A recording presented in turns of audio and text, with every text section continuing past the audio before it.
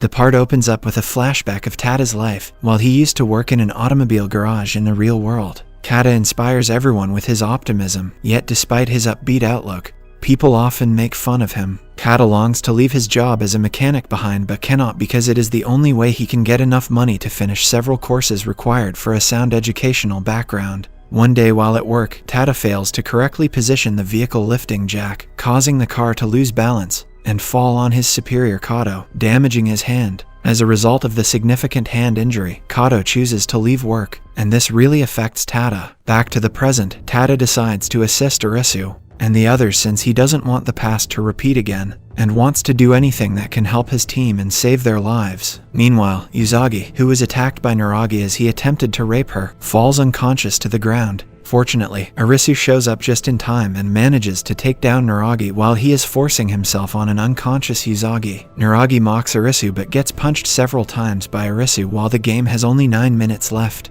After this, Arisu carries Usagi on his back and takes her to their base where she apologizes for not being able to help him in the game. With 7 minutes remaining, Arisu is compelled to think of a way to claim Kuma's base. On the other hand, after being sure about the win, Kuma decides to take a walk, and Arisu meets him at the side of the sea. The two men have a heart-to-heart conversation, and Arisu thanks Kuma for all the advice he gave him earlier and asks him to shake hands for the last time. At first, Kuma refuses to do so and tells Arisu that if they shake hands, Arisu will lose some important points, but later walks towards Arisu and shakes hands. To his surprise, as soon as they shake hands, the scoreboard gets updated and Kuma's points get transferred to Arisu, providing his team with the lead of 500 points. Everyone gets shocked when they hear the voice mentioning that Arisu's team has gained points and is now in the lead. Seeing his clever plan, Kuma praises Arisu and asks him how he managed to do this. The scene then flashes back a few minutes when Arisu finds Tada banging his hand with the door of a container. After seeing this, Arisu immediately rushes to Tada and tries to stop him from hurting himself. Tada tells him that he has a plan to get points and just wants to take the bracelet out of his hand. At first, Arisu refuses him from doing so, but when Tada tells him that the rules have never mentioned any punishment for a participant who takes out their bracelet,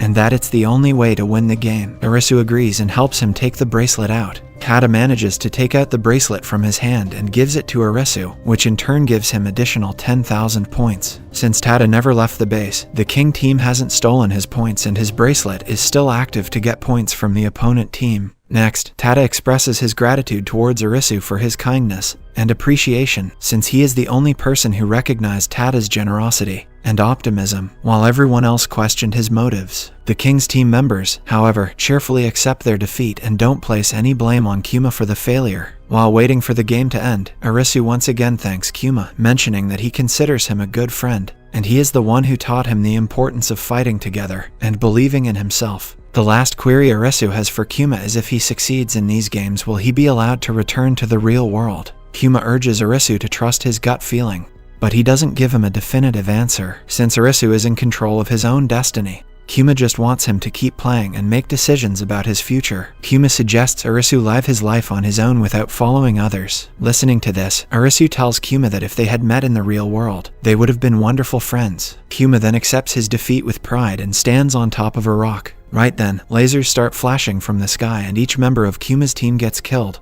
Back at the base, Usagi wakes up after Kuna informs her about the victory. Arisu rushes back to Tada and thanks him for his sacrifice. Sadly, because of excessive blood loss, Tada loses his life and Arisu bids him a final goodbye by burying his body near the ocean. Following this, Kuna, Arisu, and Usagi make an oath to fight and win the games for his sacrifice. This time, even Naragi is grateful for Tada's efforts. The scene then shifts to the Teo prison, where many participants are waiting for the game to start. Surprisingly, Kishiya is also there. The players are all prepared, wearing their respective collars and waiting in the central guard room to play the game. Right then, the name of the game is revealed and it is called Solitary Confinement. The large TV displays the rules of the game and a lady makes an announcement informing everyone that they must accurately predict the card sign that will show on the back of their individual collars. However, for a change, they are not allowed to look at the card signs on their own and should take help from another player. It is also mentioned that if the player gives the wrong answer, the collar will explode, killing them on the spot. To save their life, the players need to find a Jack of Hearts hiding between them. The game's twist is that the players must identify the Jack of Hearts as quickly as possible in order to avoid being imprisoned there indefinitely. Inside, there is enough food and water for them to last their whole lives, and the only way they can leave is by discovering the Jack of Hearts. Following the announcement of the rules, individuals immediately form groups to learn one another's symbols, and Kishiya also finds a genuine partner. Soon, with each round coming to an end, the group members start betraying one another by lying about the symbol on their collar. Because of this, the player tells the wrong symbol when they are asked,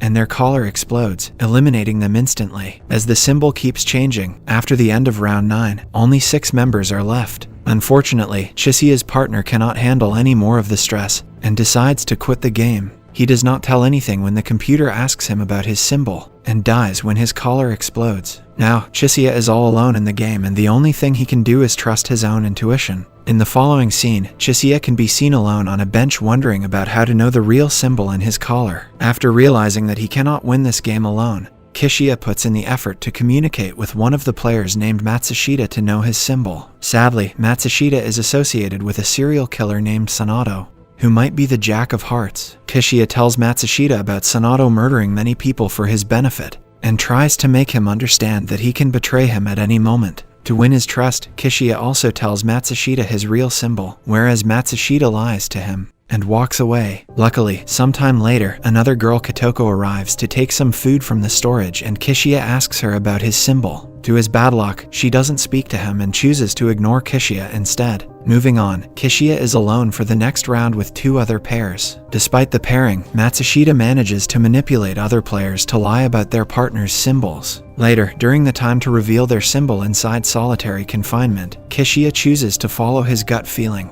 and selects a diamond as the answer. From the confinement, Matsushita steps out of the confinement alone and thinks that he is the last one remaining, and laughs maniacally. To his dismay, Kishiya, Sanato, and Yaba also walk out of the confinement, despite Matsushita lying to them about their symbols. After this, Kishiya accuses Matsushita of being a Jack of Hearts, but he kindly refuses to be one. To prove this, Kishiya tells him how he observed him and Kikoto meeting together in the cafeteria and communicating each other's symbols without speaking, but with the help of different flavors of cookies. Despite this, Matsushita still refuses to be a Jack of Hearts, but the 3 boys soon capture him, put him inside a cell, and start beating him. While the duo of Yaba and Sanato continue beating Matsushita, Kishiya walks out of the prison, and the floating plane carrying the Jack of Hearts card burns down. The following scene is a documentary created by a survivor named Kaito Kimyama. He has interviewed several individuals and put bits of their stories into his documentary. It is very obvious after seeing this video that the world has turned into a comfortable place for drug users, criminals, and thieves. Many of them claim to have great freedom with no norms to follow and are glad to be a part of this world. According to Kaito, the game masters have fundamentally altered their way of life and have made them useless. The survivors will need to keep playing these games in order to find out whether there is still a chance to get back to the normal world. The following morning, out of concern for Anne and Kishiya, Kuina sets out to find them. Nevertheless, Arisu and Usagi require additional players in their group to keep winning these games. Kuina assures Usagi and Arisu that they will meet again. A few days pass by, but Arisu is still unable to accept Tada's death. Arisu thinks back on all the lovely times he had with his buddies Karub and Chota. He remembers that when he was at his lowest, they always motivated him to stay strong and choose the right path that was necessary to survive. One day, Usagi goes to search for food but finds nothing. She then returns to Arisu and asks him to help her find some food to eat. She suggests they go hunting and get some meat for the day. As Arisu is also feeling hungry, he joins Usagi to catch a rabbit in a nearby park. They try multiple times to get hold of the rabbit, but fail. Soon, Arisu feels tired and gives up. Right then, the duo hears a thudding sound coming from nearby and decides to check on it. They follow the sound and arrive at the main road where a huge number of people are lying dead on the ground. Among the dead people, Arisu spots Kaito and approaches him. Before dying, Kaito can only tell them about different films that he has captured during his time in the place. To find out more, Arisu enters Kaito's vanity van and discovers numerous recordings. He and Usagi decide to play each of them and get to know that Kaito recorded all of it in his 8mm small camera. While watching the videos, they spot Anne, who is there studying the growth of different plants and the water level. At last, Anne leaves by stating that she is trying to get out of Tokyo to find out who created this havoc. In the next video, Kaido travels to a neighborhood in Setagaya after hearing reports about a person who can recall every minute detail of their entry into this world. Later, she is revealed to be a woman who underwent brain surgery, but can still remember every moment of the abrupt transformation. The woman says that the individuals she saw during the transformation were not humans. Just when she is about to say more, the King of Spades arrives there and kills her along with other people in the neighborhood. Back to Arisu and Usagi. When the documentary comes to an end, they hear some noise coming from outside. They quickly open the door and notice a King of Spade card flying in the air. Realizing that the King of Spades is near them, they get out of the van and start to run. To their bad luck, the King of Spades spots them and begins pursuing them. While running for their lives, Arisu and Usagi get separated. Before Arisu can figure out what is happening, someone smacks him in the face, and Arisu loses consciousness. Later at night, when Arisu gains back his consciousness, he finds a lady sitting beside him. Arisu inquires who saved him, and she replies that one of her comrades is in charge of rescuing him. Following this, Arisu gets shocked when she calls him by his name. He then inquires how she knows his name, and the lady shows him the man who gave her Arisu's information. The episode concludes with Arisu walking towards the man and realizing that he is none other than Aguni. Subscribe to see more videos like this, turn on the notifications, and leave a like to help the channel out. Thanks for watching.